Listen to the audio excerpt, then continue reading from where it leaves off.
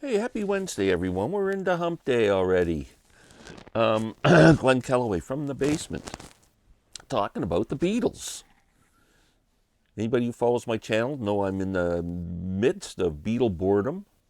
I have not done a Beatles video forever. I have not listened to a Beatles album forever. And I still think they're the greatest band on earth. It's just I'm into so much other stuff. They just got put on the back burner. Big news. The anthology reissues.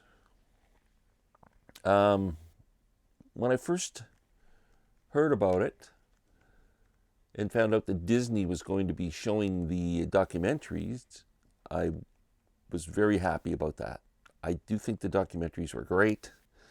Anybody who remember in the mid '90s when they came out on ABC and they showed the three nights, and then they previewed "Free as a Bird" and "Real Love." I mean, I was just glued to the set every night. Loved it.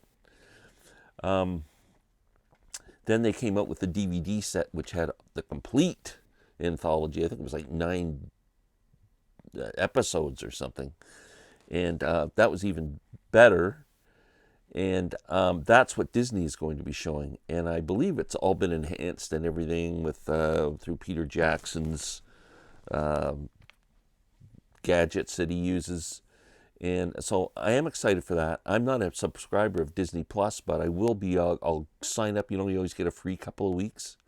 I'm going to do that, and then I'll cancel it because I don't need to watch superhero movies all day. So I will cancel Disney Plus after I watch it, but I'm very excited to see it again. I understand they've added another episode of film of George, Ringo, and Paul during the making of. Remember, there's been some stuff released that's supposed to be a bunch more stuff. I'm hoping that's really good, and I hope they release everything. I want to see George tuning his ukulele, Ringo doing nothing, and Paul, fiddling around with something cool. It'll be awesome. Anthologies. I have the anthologies one, two. I don't think I have three or something. I don't know what the hell I have. I can't even read it. Anyway, never play them. To me, they're a historical document. Nothing that I would ever put on to listen to. Who needs to hear take 36 of the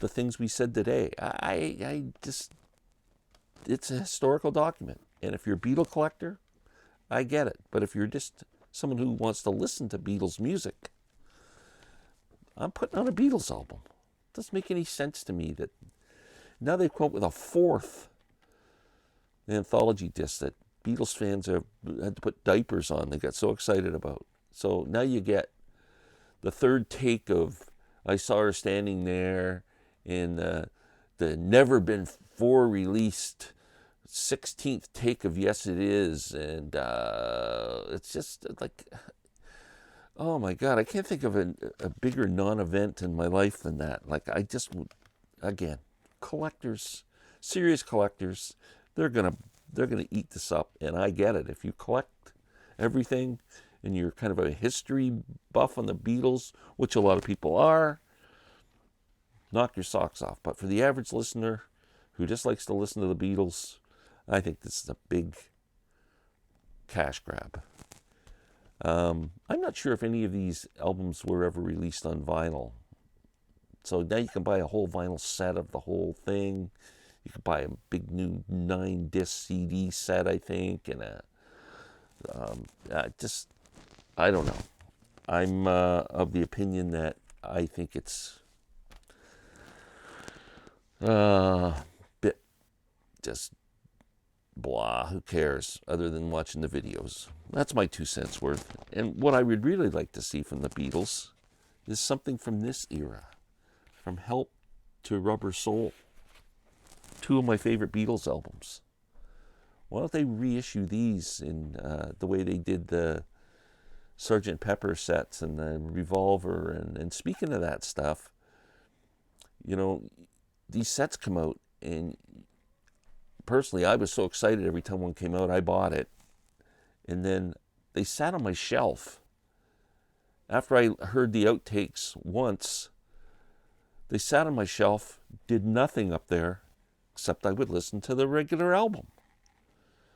I sold them all. I sold them all. And I had a hard time selling them, and I didn't get very much money for them. The value is to the Beatles fan who gets excited right away and buys it. After that, no one gives a crap.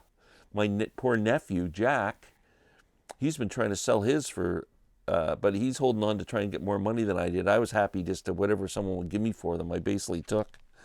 The only one I would say worth keeping is the White Album one because of the Escher demos, because that's the only, outside the original album, the only extras that you got that were something you could play over and over again because they sounded great and they were really cool. Other than that, like, you're just not playing. You know, once you hear John's demo of Yellow Submarine, which is really amazing, you just don't play it. I don't know. I don't play Yellow Submarine that often anyway. But anyway, how about doing something to enhance Rubber Soul? It's got to be some kind of a deluxe set you can do for this album. Why don't you do 65, 66, incorporate it with live shows like Shea Stadium is 1965. If I don't know if there's anything from the 66 tour, like do a 1965-66 box with some cool stuff in it, stuff people would want, stuff people would play again and again and again and again and again. Please do something with Rubber Soul. What a great cover. And probably I don't know, over the years this has become a really, really favorite Beatles album for me. Sgt. Pepper's is my favorite. I wouldn't be surprised if this is number 2 now in terms of albums that I would listen to of the Beatles. Help. Rubber Soul might be 3. I don't even know what before, whether it be Revolver or Abbey Road. I'm not sure. Anyway, I'd love your thoughts on this anthology thing. I know the Beatle haters are just going to, slam it for sure. I'm not a Beatle hater, but I don't know. I just want something I can play over and over again and enjoy. I don't want historical documents. I don't have the cash to have them sitting on my shelf. And that's it. That's my Beatles thoughts. Beatle thought for the day. Thank you. Please subscribe if you haven't.